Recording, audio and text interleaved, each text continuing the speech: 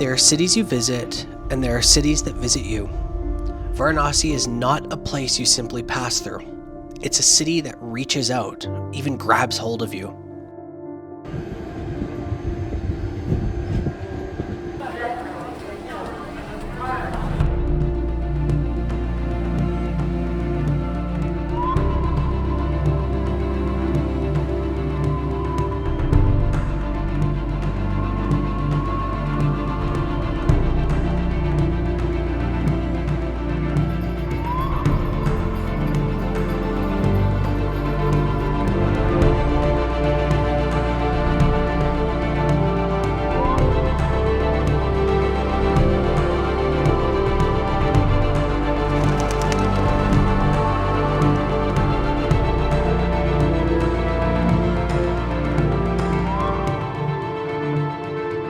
Welcome to one of the oldest living cities in the world, a place where time folds in on itself, where life and death dance in plain view, and where every corner is sacred to someone.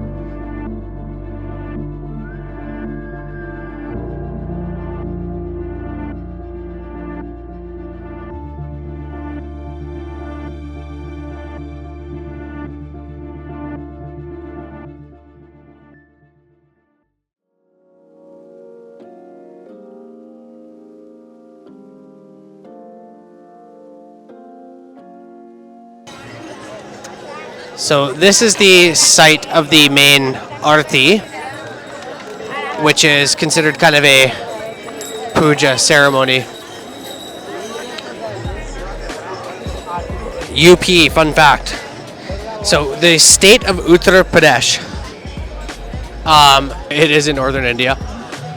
It would be the 5th most populated country on earth if this state became its own nation, which is just wild. And when you're here, you can totally see that.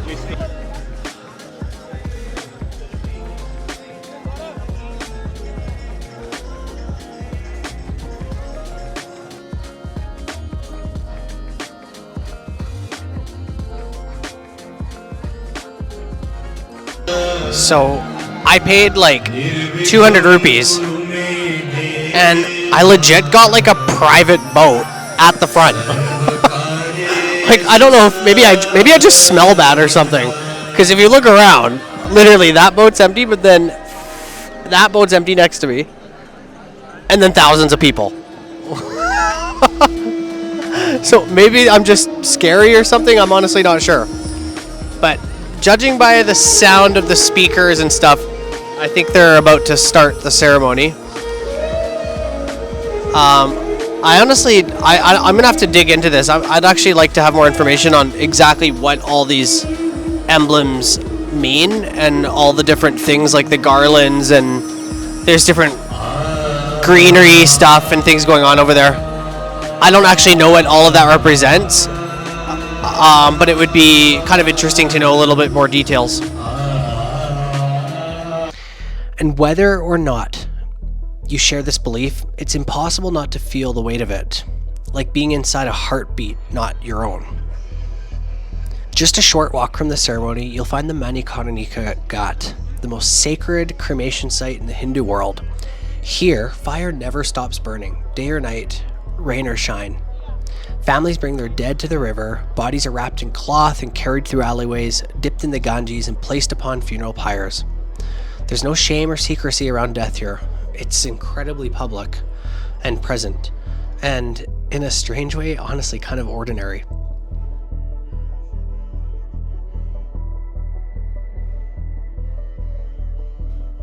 Perhaps the most mysterious figures you'll encounter are the Agordi yogis. Covered in ash and meditating on death, they reject social norms entirely. Often feared, sometimes revered, they see the body, even in decay, as sacred. It's confronting, and I won't pretend to fully understand it, but it's part of the texture of this place. It's the tension between life and death that isn't just philosophical here, it's really an embodiment.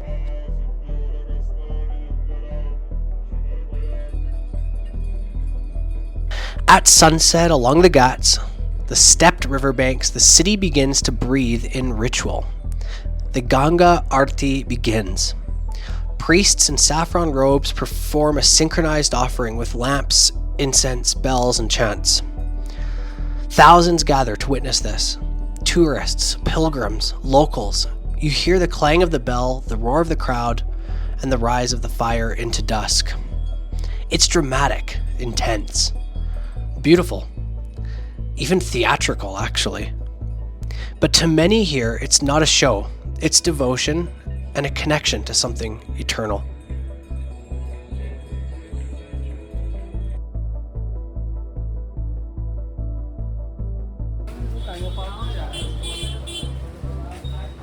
Hi.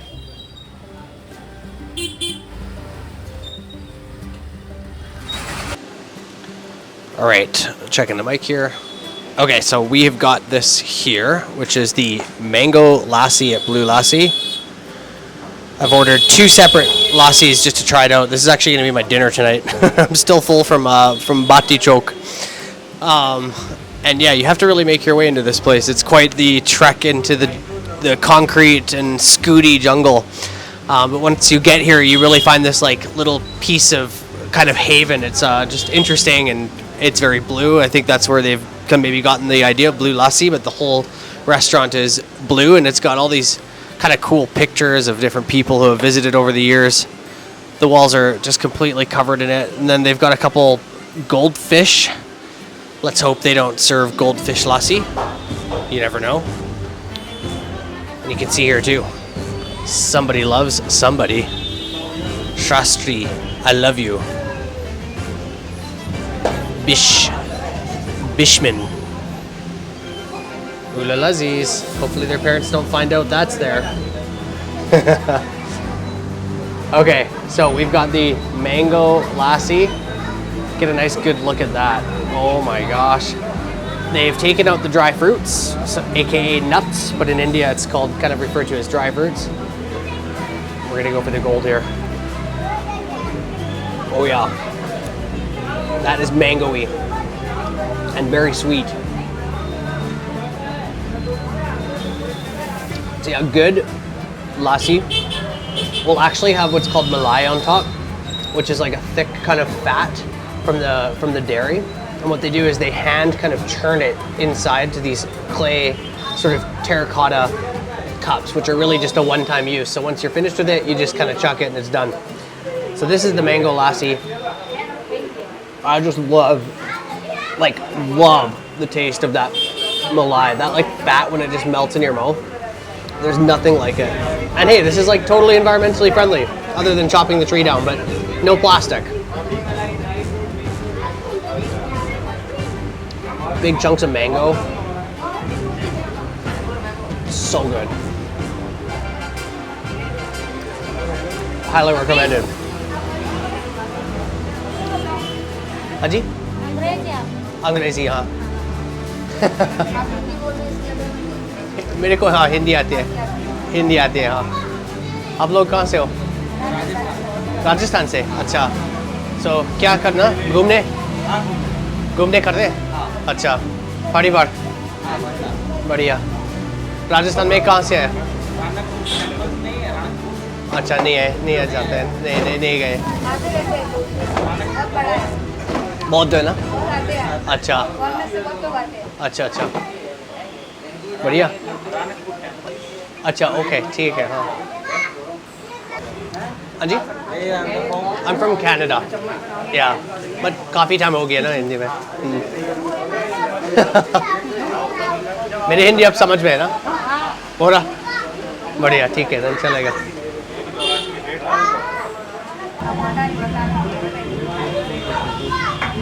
Just get a good look at that inside. Look at those chunky mangoes, like just amazing.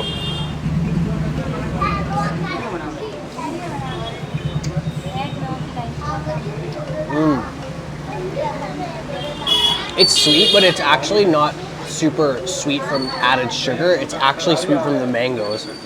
And if you've never tried an Indian mango, there's nothing better It's one of my go-to snacks at night, is literally just chopping a bowl of mangoes up and pouring some either dahi or fresh cream, and that's it. Maybe adding some seeds. It's like one of the best things on planet Earth is Indian mango.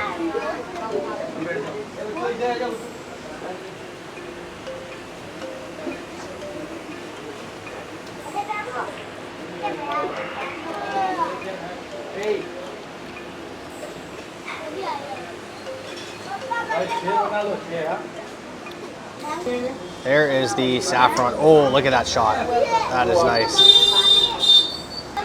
Okay, so saffron is really expensive, and the reason why, it's like super laborious to actually pluck it out of the flower. And so saffron comes from an area called Kashmir generally. In India, I'm sure there's other places, but it's got this like really incredible like flavor, but also the color. And so I just want you to, like, I'm giving you a good look at that already, so I'm just gonna go for the gold. And you've seen the malai on top, that's what I'm talking about. It's like that fat that they just kind of love to put on top, the big chunk of it. And then there's the, almost think of it like it reminds me a little bit, this stuff here, of ricotta cheese. Like that's very similar texture and taste actually.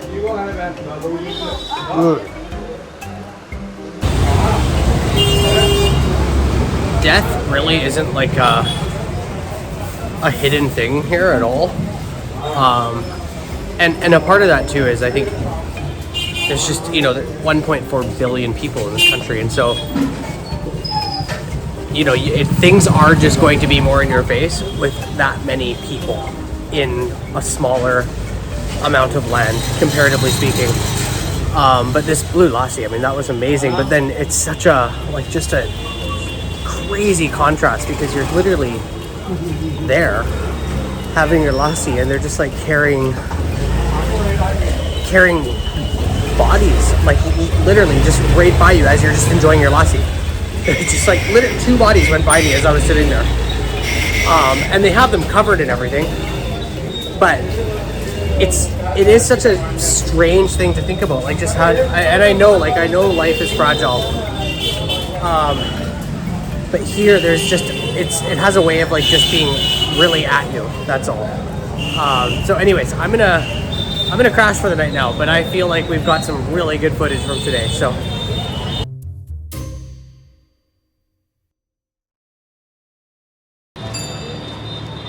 All right, so we have arrived here at Hotel Tridev, which has come at recommendation to me to try their breakfast. So I'm gonna go, and we've got a friend here that's really wants me to hire his services, which I might do afterwards. Here we are.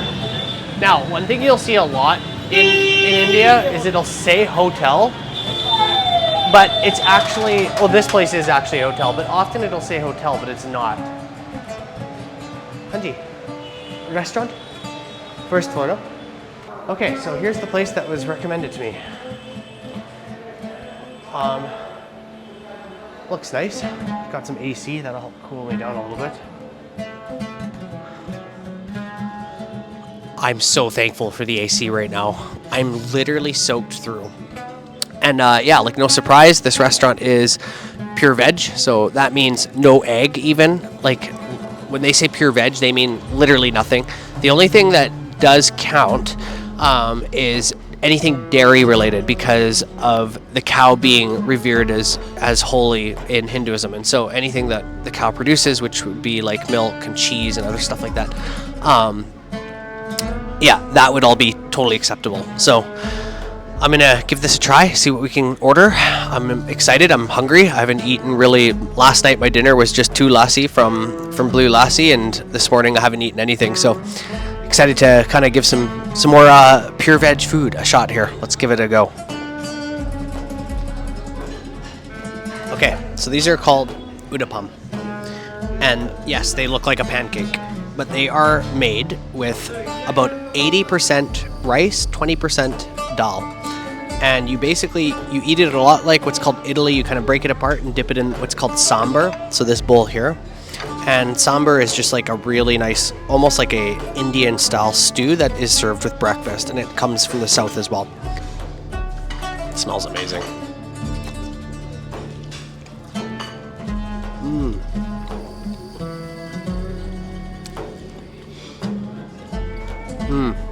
That's really good. This udapam is awesome. It's actually quite crispy on the outside, which is really nice. And it's got like a nice like fermented taste to it as well. And then the sambar has kind of a tangy taste, like it's very tomatoey. And I think the two of them just go really, really well together. So 3 things I love to look for is salt, fat, and acid in any sort of dish, and this is definitely meeting all of that. Next up is the barbecued paneer with pineapple salad, and yeah, I do see pineapple in there. It's all been cooked, and this looks really...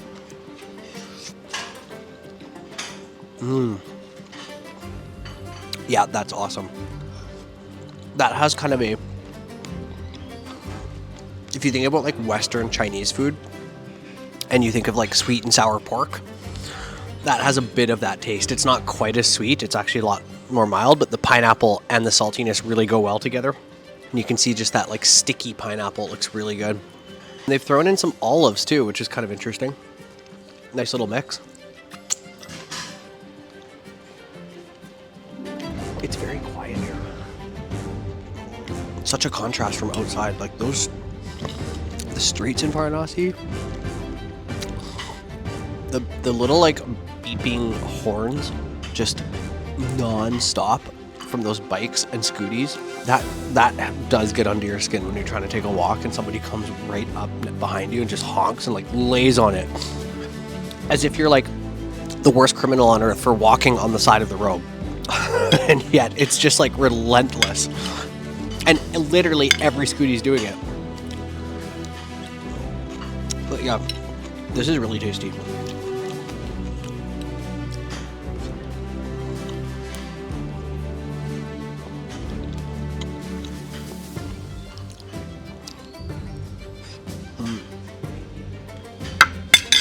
I'm gonna go back to the udapam.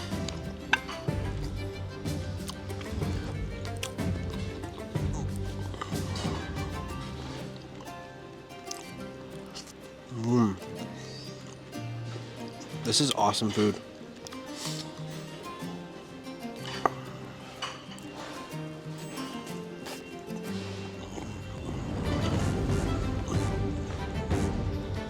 So this place came at recommendation from a local.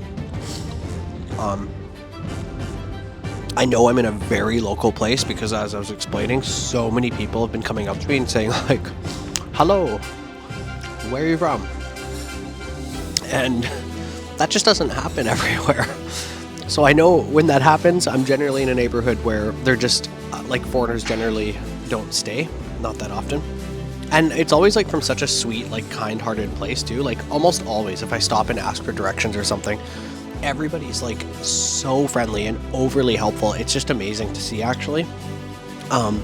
So, you know, I'm not at all saying this in any sort of degrading way or anything like that. I'm just saying it's, you know, you kind of know when you're in a neighborhood where they're not like used to seeing people from outside, but they are like incredibly generous. Varanasi is not easy travel, okay? So just kind of brace yourself for that. The alleyways are narrow and often crowded, and try and avoid them. It depends how you see them. You may be overwhelmed, and yet there is nowhere quite like it, honestly. It's a place where you must enter slowly with open eyes and maybe even more open hands.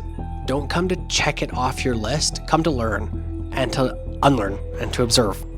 My personal reflections for this, I'm not here to endorse or oppose anything. I'm not a Hindu. I'm not trying to interpret this, even through my own lens, which is Christian. I came to Varanasi as a guest and as someone trying to understand how others live and make their own meaning. And while I don't agree with everything I saw, I do believe in bearing witness, in listening first and letting the world be complicated. So at sunrise, Varanasi changes again. The sky turns gold, the river's still, and you see people bathing, praying, lighting lamps that float away like tiny wishes. There is heaviness here, but also light and silence and stories you'll carry long after you leave. This is Varanasi, but not us. It's raw and unfiltered, profound and unforgettable.